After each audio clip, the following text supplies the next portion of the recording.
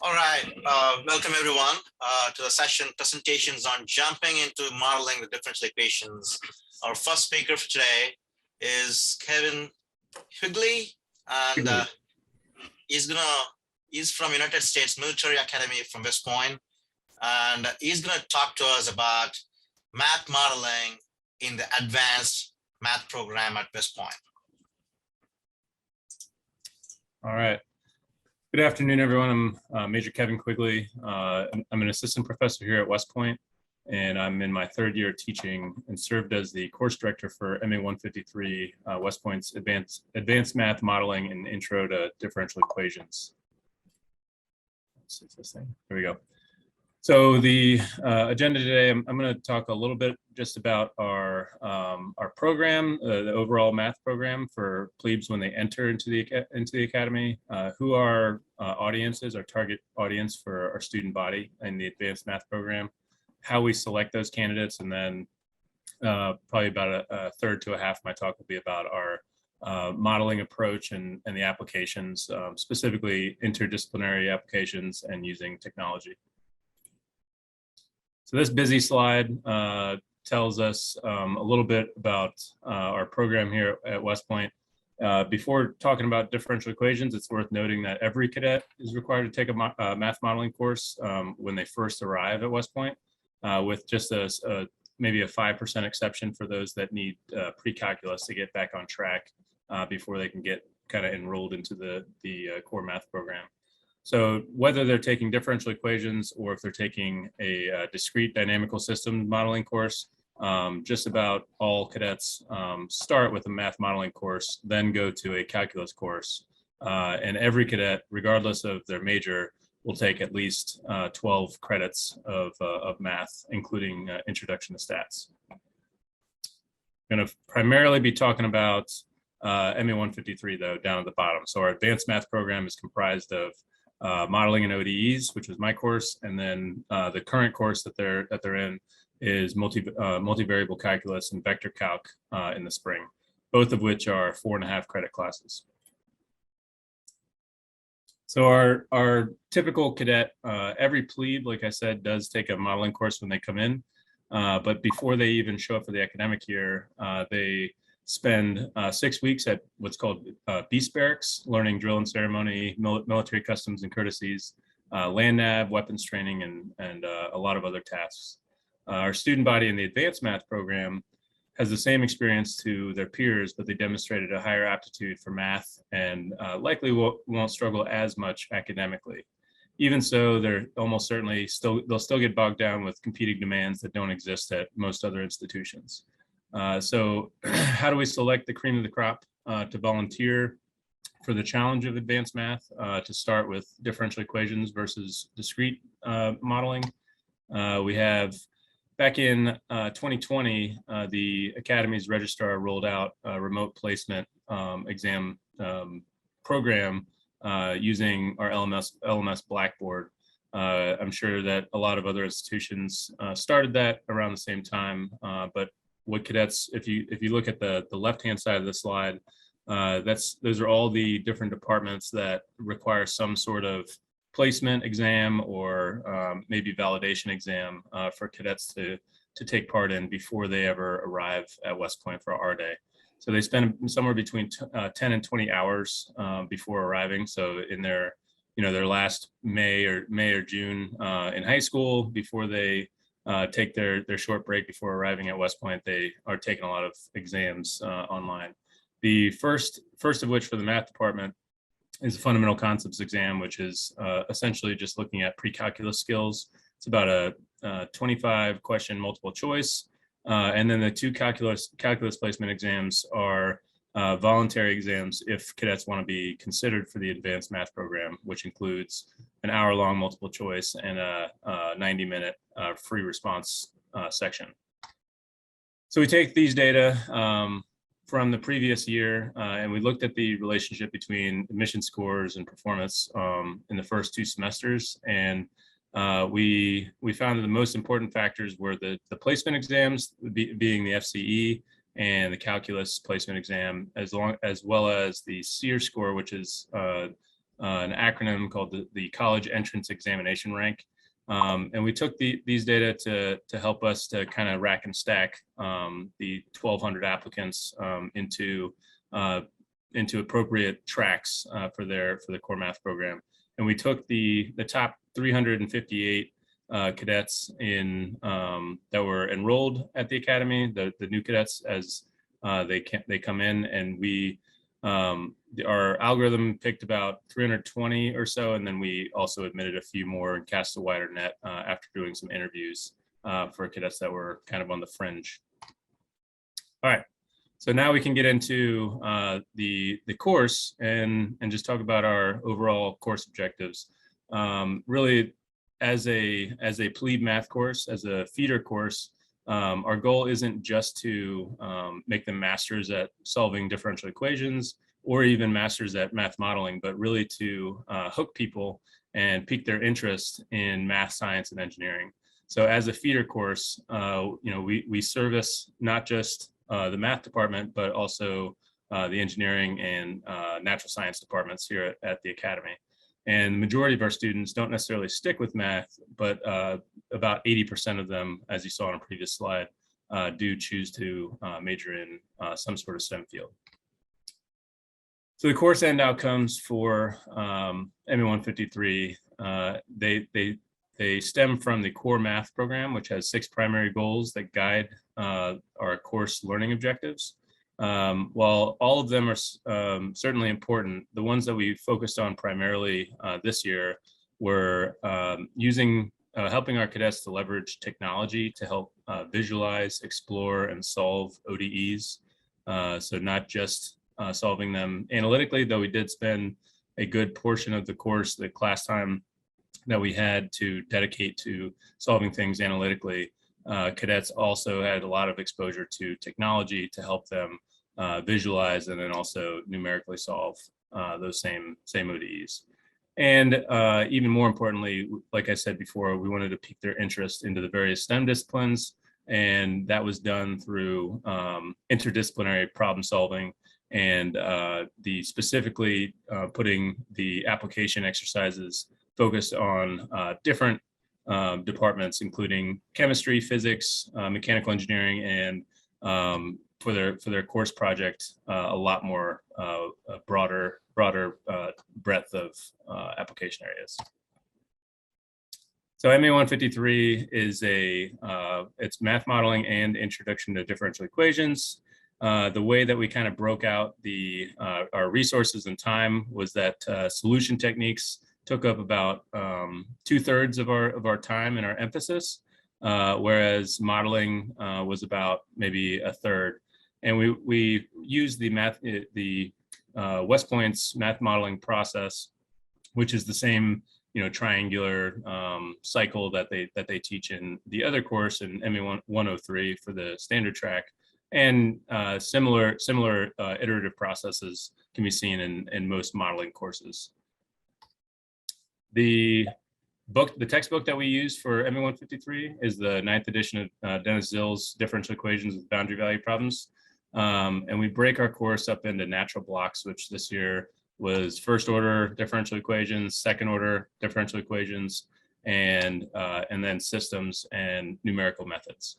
Zill's text, while it heavily focuses on solution techniques, captures the spirit of our course objectives, which was to build our cadets' ODE solution toolkit, but also apply those tools to modeling applications throughout the text in a logical progression. So that's why we've over the last 5 years or so, we've used either Zill's this textbook or his engineering math textbook, and we've decided to use this one because we had other resources that were available through Cengage as well. So the course structure here, we have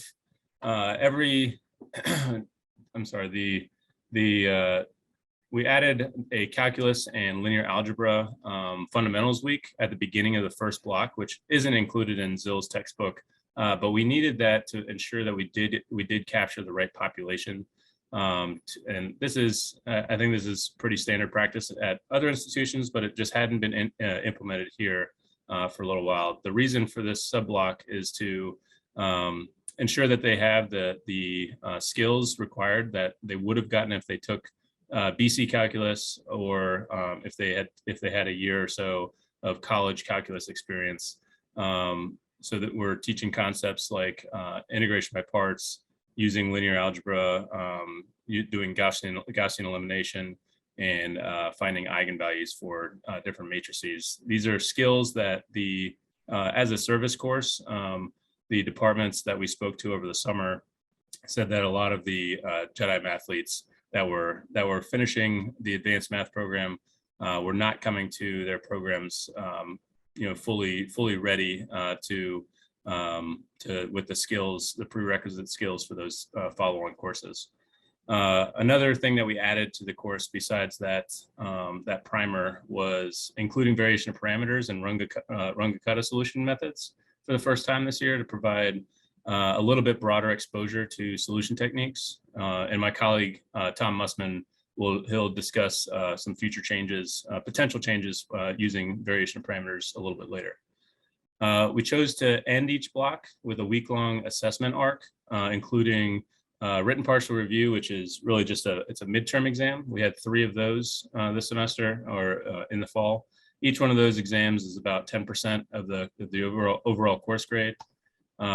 Followed immediately by a low-stake technology lab, where it's more of a teaching mechanism for cadets to become familiar using Mathematica skills. And then immediately following that was a model application day, which that'll be really the main focus of the rest of the talk is those applications. And those model applications were group assignments where they could apply ODEs that they learned, concepts from the course. They could apply those to specific interdisciplinary applications using Mathematica to support them. So speaking of which, model applications at the end of each block gave our cadets the opportunity to work in groups and communicate results in various forms. The first one, we gave them a prompt regarding chemical kinetics. Shout out to Simeo textbook that was published just last year. We actually took this almost directly from that as one of the projects that's available. It's a great resource that we used several times this year to help facilitate these application problems. So cadets took this prompt, and I'm sorry, I'll get deeper into that after this. So we started with maximum scaffolding. Essentially, we allow cadets to, we give them a Mathematica shell, and they kind of replicate the work that's already been done. And the emphasis for this model application was really communicating via technical paper. So it was not necessarily solving the differential equations or really being experts with Mathematica, but rather being able to understand, interpret, and kind of digest what's being presented to them in the prompt, and being able to present that technically through written communication. We built on that in the second block, doing our second model application. This time, instead of a technical paper, we used video presentations, which there's two benefits to using video presentations for group projects. One of which is it saves time. There's not a whole lot of transition time between presenters. We can dedicate just one 1-hour class period to about 6 groups can get their presentation done. It also gives them some reps at just doing presentations and being able to critique themselves, and also receive peer criticism without their peers kind of just reading their own notes and preparing for their own presentations. So this was a good pedagogical success using the video presentations for these group projects.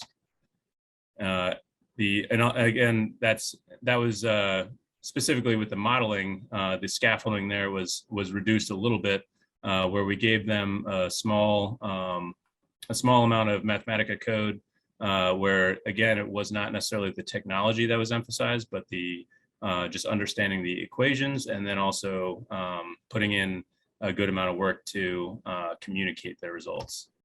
And finally, with the minimal scaffolding. We allowed cadets to pick their own topic for the course end project, which had topics ranging from rocket trajectories to homelessness levels to eutrophication of a lake. And that equation, one of my groups found a scholarly article online and kind of replicated their research, which was, I think, is just as valuable as if they were building their own set of equations. We also had bee population versus agricultural GDP. Just whatever the group of cadets was interested in, our instructors were pretty open to seeing what different topics that they would like to present. So we had 115 groups in all, and it turned out to be a really good presentation day. So digging a little bit deeper into each one of those, the first model application was in our first block, the very end of the first block after their midterm. The cadets were given about 3 days, so they received the prompt immediately after the midterm, and they had one working day in class to ask instructors questions. And the output for it was a technical paper where they were identifying the order of a chemical reaction. And this was, like I said, this was a project that was provided through the semio textbook that was published last year. The second model application was, as I mentioned, we give them a prompt that tells them, how to go through the analysis of segue or parachute dynamics.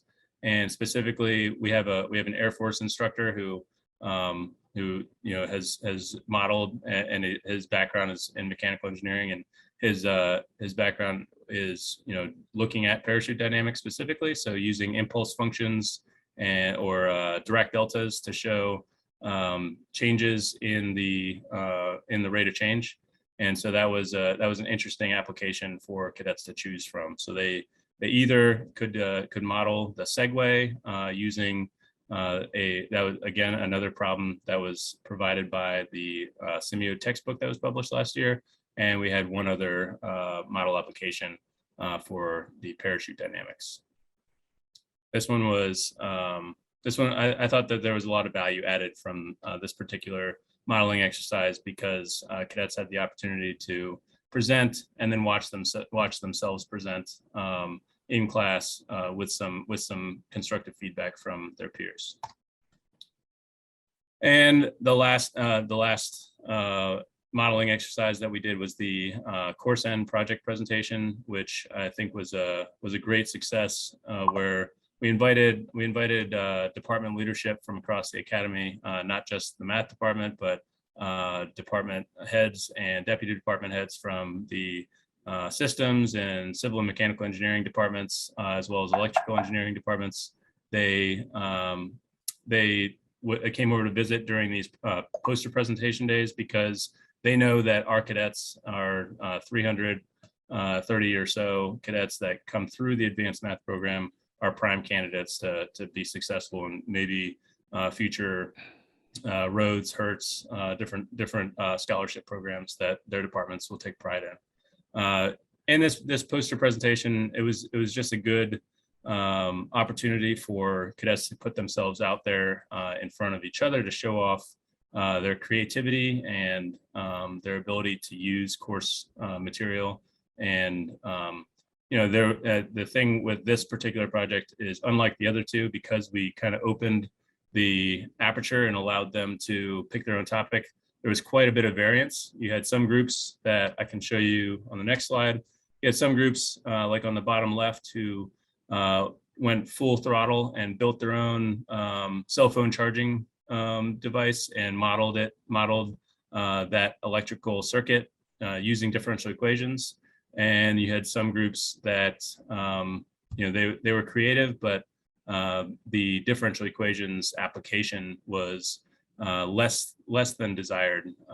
But it was that's what you're going to have in a large course of 300 something cadets and 100 projects. There's going to be some that outshine the others, and some that they're okay with getting beating the bare minimum. But that's something that we can assess that, and we give proper reward for the amount of work that the cadets put forth. Let's see. I think that we made significant improvements this year, emphasizing the communication aspect of modeling, which I think will serve them well in the future in courses and programs, whether it's engineering, math, or science, or even in the humanities. I think that the amount of the variety of communication techniques that we covered and gave them the opportunity to experience will serve them well in the future. And that is all that I have for today. I thank you all for your time and attention on this beautiful Saturday, and I'll open it up for questions at this time. Thank you, Kevin. Any questions? All right, I have a quick question. When the students present the video presentation, do they submit it to you and then you provide feedback to them before the class, or how does it work? Any rubric you have it, or? Yeah, there is a specific rubric, and because we had them with specific prompts of the two either segue or parachute problem, the deliverable of them, we know what the right answers should have been.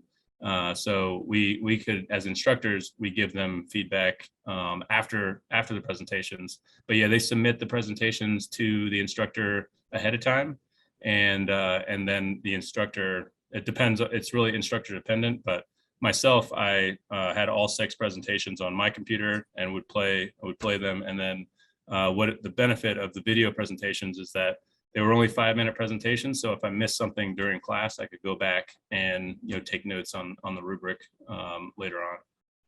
Great, thank you. We got a question in the chat from Mandy.